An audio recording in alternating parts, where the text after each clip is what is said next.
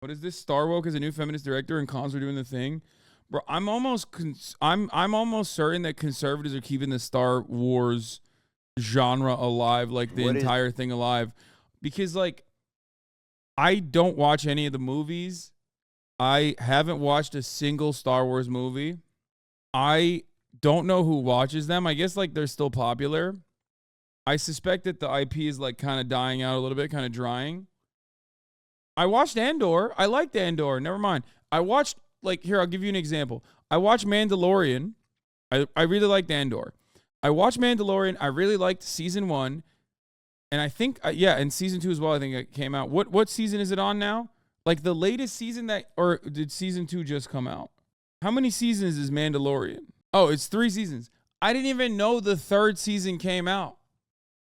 I did not even know the 3rd season had come out. Like, I don't know what Disney is doing.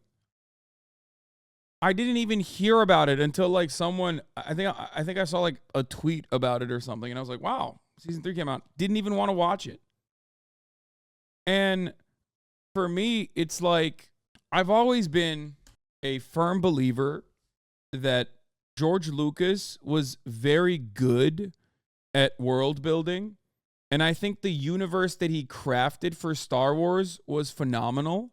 However, I think the mainline Star Wars films are the worst things that have come out of the Star Wars universe. And I think like Knights of the Old Republic, for example, has a significantly better story and better lore in general than like the original Star Wars. Like the original trilogy is pretty basic stuff. Now the original trilogy is sick. I mean, it's basic. The OG trilogy movies are basic. Like it's good. It's good for what it is, but it's super basic. It's a super basic story. Come on. And it's not bad. I wouldn't say that it's bad at all, right? I watched the first 6 Star Wars movies, right? I watched the prequels and the original trilogy, and they're all great. Especially the OG, the OG trilogy is phenomenal, but it's also it's a very normal story. It's a classic, underdog going up against great odds, that kind of thing, right? So I do feel as though, and I haven't really watched anything else other than the first 6, but I will say that the world in and of itself is genuinely, yeah, it's the hero's journey plotline, exactly. The world in and of itself is actually very solid. So there's so much you can do in that universe. And I don't know why they always go for like massive world-changing events rather than something like Andor, right? Andor is a great example because it's like, what would a normal guy do? Or even The Mandalorian is pretty decent in that situation because it's like, you're not, I think that there's a lot more that you could do. And if you're going to do, world-changing events, if you're going to focus on like, real massive world-changing events, like you can make it a little bit more interesting than the regular hero's journey, and focus on something like Knights of the Old Republic. You got to admit the capital's democracy to fascism process was cool to see. Sure. It's funny that they have a vast universe and they tend to focus on the same 5 characters. Yeah. Have you seen Star Wars Clone Wars? George Lucas imagined it like the Star Wars Band of Brothers. To ground a story in an insanely big universe. Is a claustrophobic world limited to 1 to 3 planets is great and tightens the story. Anyway, so I guess conservatives are kind of keeping this IP alive by constantly chirping about it, though. You know what I mean? So congratulations to the conservatives for keeping Disney alive, for keeping mouths fed. It makes me very happy. They're very, it's great for them. Glad that they're doing that. Star Wars has gone woke, folks. George Lucas, who crafted the story off of the Vietnam War, where America was the bad guys, okay, very deliberately. That George Lucas, his IP has turned into something woke. It's become nonsense.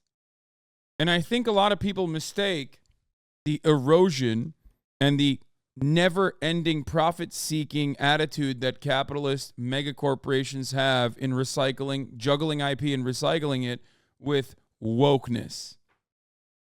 Because they're oftentimes fascist pieces of shit and also have no way of analyzing media in general. So instead of going, yeah, this kind of sucks, like it's just like getting worse and worse overall because like no one is really interested in making anything new or unique or interesting. And instead they just kind of go, oh, they put a black person in it and that's why it sucks. And it's like, no, dog, that's a you thing. Okay? That's a you thing. You saw a black person and you were like, this sucks. And it's kind of weird and gross that you were saying that. Okay? Now, having said that, do corporations often engage in that IP juggling, IP recycling with, like, you know, race swapping or whatever? Like, they do that, yeah. Or gender swapping. Like, they'll be like, yeah, here's the exact same IP, but this time, what if the main character was black? And it's like, okay, yeah, make something new, dog. Come on. Like, instead of beating a dead horse, make something fucking new. I want to see something new, right? And that does make sense. That does genuinely make sense, but that goes more in line with what I'm talking about and not what these guys are chirping about. Is the balance of activating a force for change, but also trying to permeate that patriarchy, that power structure? And is that a part of the calculation of your art as well? And what's been the reaction to that? Oh, absolutely. I like to make men uncomfortable. I enjoy making men uncomfortable. Not you, just not you. Not you. Point taken, point taken. But, you know, it is important to be able to look into the eyes of a man and say, I am here, and recognize that. And recognize that It's easier for a studio to make a historical Viking into a black woman than telling a moving historical tale that's set in Africa. Yeah, for sure. No, yeah.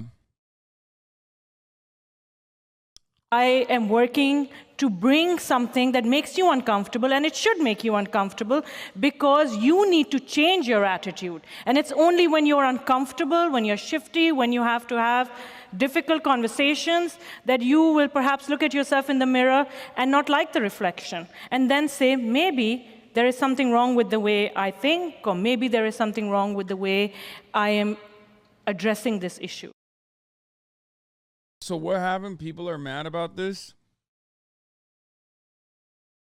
Here's the feminist director of the next Star Wars film saying that her goal is to make men uncomfortable. This movie's destined to be Disney's biggest flop yet. Yeah. Yeah, Matt Walsh is right. This is, yeah, she said, I'm going to use the Star Wars franchise to make men uncomfortable. Be a fucking man is what I say. Okay? Be a man. Why are you, as a man, not dying in war?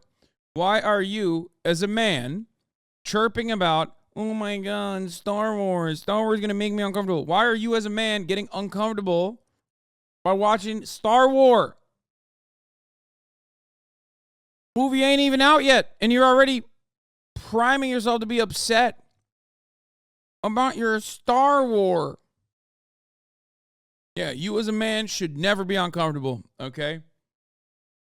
I love dudes who are just like, Marcus Aurelius Meditations, baby. That's on my bedside, you know? I'm the stoic hero. I have no enemies, you know, that kind of thing.